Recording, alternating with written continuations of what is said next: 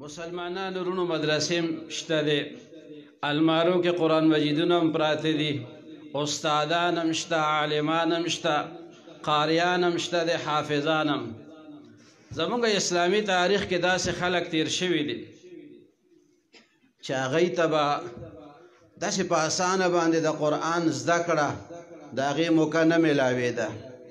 د یو صحابي مبارک متعلق روایاتو کې راغلی دي، بالکل ابتدا کې ډېر وړوکی و او د مدینې منورې نه ډېر په فاصله باندې به اوسېدل، خو قرآن شریف سره عشق پیدا شوی و. د قرآن پاک کلمات او الفاظو به ورته ډېر خوند ورکولو، نو په هغه لاره باندې به انتظار کولو چې د مدینې منورې یو قافله راشي او زه د هغوی نه د قرآن پاک آیاتونه واورم، هغه بیا زده کړم. پوه به شو چې دا قافله د مدینې منورې نه راغه، هغوی سره به په لاره باندې منډې ورسره والي. تا ته څو آیاتونه یاد دي؟ تا کم آیاتونه یاد کړي؟ چا به ورته یو آیت واورولو، چا به ورته دوه واورول، چا به ورته درې آیاتونه واورول، او دې ماشوم به ورسره مزل به ورسره وکړو او ورسره به روانو او په تلو تلو کې به د هغوی نه هغه آیتونه زده کول. دا عشق د قرآن عظیم الشان بالکل په وړوکوالي کې ورته الله تعالی نصیب کړی، او بیا چې کله مکمله شوه د خاندان خلک مشران دی بیا لاړل او ایمان دی خلکو راوړو. نبی کریم صلی الله علیه وسلم ورته وفرمیل چې تاسو کې به امام هغه څوک چې چاته قرآن شریف ډېر زده وي، نو په هغه ټولو کې دې وړوکي ته زیات قرآن پاک یاد. داسې وخت هم زمونږ په تاریخ کې تیر شوی دی، د روس د علاقې چې کله دی قبضه کړې وې، په قرآن شریف باندې پابندي وه، د قرآن پاک په درس باندې پابندي وه، او داسې پابندي چې باقاعده سزاګانې به خلکو ته ورکولې او درسونه بند، جماعتونه بند.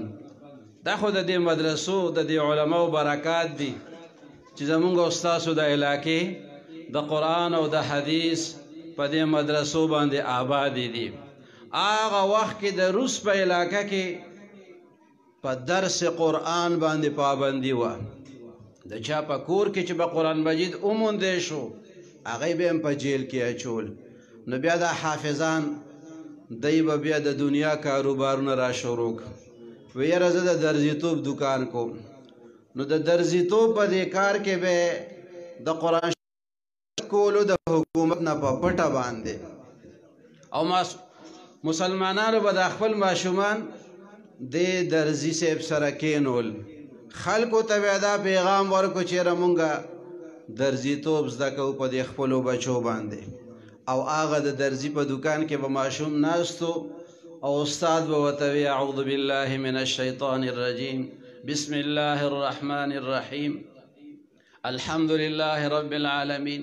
سورت فاتحه به طالب یاده کړه، بیا به بل صورت، بیا بل صورت، او چې بار نه به څوک دکان ته رادن نشو ورته به وی قینچي به داسې نیسې، کپړه به داسې کټ کې، بخې به داسې وی، بټن به په دې طریقه باندې ټک وی، ورسره درزیتوب هغه خبرې کولې.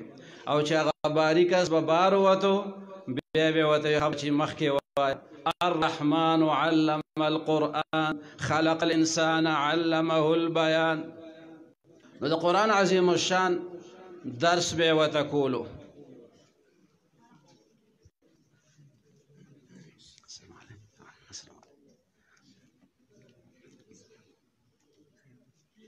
نو مسلمانانو رونو په داسې سختو حالاتو کې چې د حکومت د طرف نه پابندي وي او بیا هم د قرآن پاک عاشقان لګیایي د قرآن شریف خدمت کوي، په دغه حالاتو کې خلکو قرآن شریف یاد کړی دی.